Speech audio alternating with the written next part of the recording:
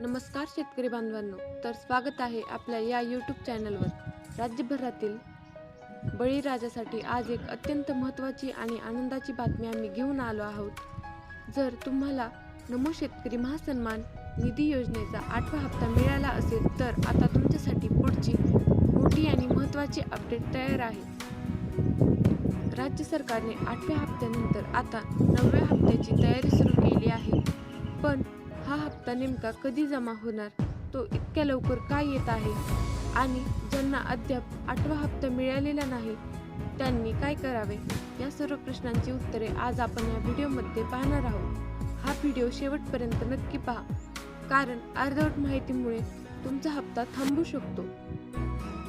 अनेक शेतकऱ्यांच्या मनात हा प्रश्न आहे की 8वा हप्ता मिळून तर फक्त काही दिवस झाले आहेत, मग 9वा हप्ता इतक्या लवकर कसा काय जाहीर होत आहे। 9व्या हप्त्यासाठी राज्य सरकार लवकरच अधिकृत शासन निर्णय म्हणजे GR निर्गमित करणार आहे। सूत्रांच्या माहितीनुसार एप्रिलच्या पहिल्या आठवड्यात या संदर्भात मोठा निर्णय होऊ शकतो। शासन निर्णय जाहीर झाल्यानंतर साधारणपणे 8 ते 10 दिवसांच्या आत निधी वितरणाला सुरुवात होते।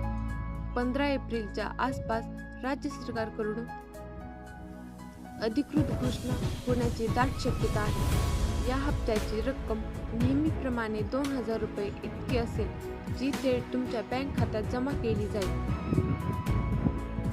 अजूनही असे अनेक शेतकरी आहेत ज्यांच्या खात्यात 8वा हप्ता जमा झालेला नाही।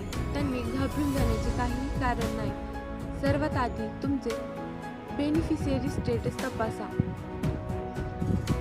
तुमच्या आधार कार्डमध्ये आणि बँक खात्यातील नावात काही फरक आहे का ते पहा।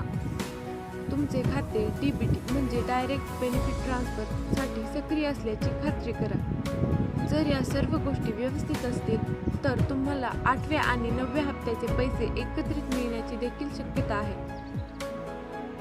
या योजनेअंतर्गत महाराष्ट्र राज्यातील जवळपास 89 ते 90 लाख शेतकरी पात्र ठरले आहेत। ही संख्या थोडी कमी जास्त होऊ शकते, परंतु मोठ्या प्रमाणावर शेतकऱ्यांच्या खात्यात थेट लाभ हस्तांतरित म्हणजे DBT द्वारे पैसे जमा होणार आहे। तुमचे नाव या पात्र यादीत आहे की नाही हे तपासावे, अत्यंत महत्त्वाचे आहे।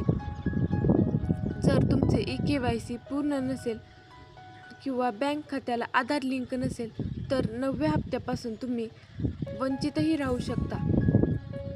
शेतकरी मित्रांनो, हे समजून घेणे खूप गरजेचे आहे की सरकार हा हप्ता लवकर देऊन उपकार करत नाही, तर या हप्त्याची अधिकृत वेळ म्हणजेच टाइमलाईन पूर्ण झालेली आहे। नियमानुसार नमो शेतकरी योजनेचा हप्ता PM किसान योजनेच्या हप्त्यासोबतच मिळणे अपेक्षित असते। PM किसानचा 21वा हप्ता नोव्हेंबर महिन्यात मिळणे अपेक्षित होते। नमो शेतकरीचा 8वा हप्ता देखील त्याच वेळी मिळायला हवा होता, परंतु तांत्रिक कारणामुळे तो लांबणीवर पडला आहे आणि मार्चमध्ये मिळाला। तांत्रिकदृष्ट्या 9व्या हप्त्याचा कालावधी नोव्हेंबर पासून मोजला जात आहे, त्यामुळे मार्च अखेर किंवा एप्रिलच्या सुरुवातीला हा हप्ता मिळणे हा तुमचा हक्क आहे। तर शेतकरी बांधवांनो, 9व्या हप्त्यासाठी प्रतीक्षा आता संपत आली आहे। आता राज्य सरकारकडून निधी वितरणाची प्रक्रिया अंतिम टप्प्यात आहे। जसा काही नवीन GR किंवा अधिकृत अपडेट येईल तशी माहिती आम्ही तुमच्यापर्यंत सर्वात आधी पोहोचवू। तुम्हाला हा व्हिडिओ कसा वाटला, तुम्हाला 8वा हप्ता मिळाला आहे का, आम्हाला कमेंटमध्ये नक्की सांगा। ही माहिती तुमच्या इतर शेतकरी मित्रांपर्यंत पोहोचवण्यासाठी व्हिडिओ शेअर करा आणि अशाच महत्त्वाच्या अपडेटसाठी आपल्या चॅनलला सबस्क्राईब करायला विसरू नका। धन्यवाद।